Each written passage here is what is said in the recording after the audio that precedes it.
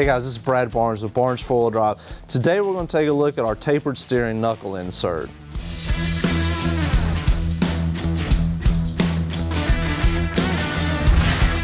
Okay guys, so this tapered insert is a really handy little item. So anytime you're wanting to upgrade to a 1-ton steering kit and you don't have the right taper in your knuckles, this is a great item to use.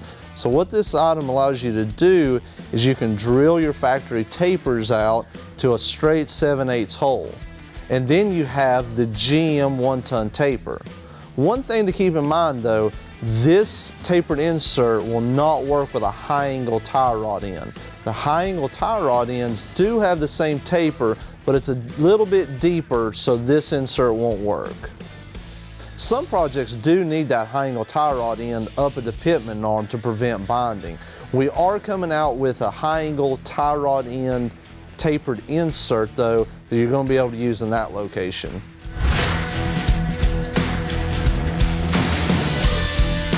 Hey, thanks for watching our video. Be sure to like and subscribe, and hopefully we'll see you out on the trail soon.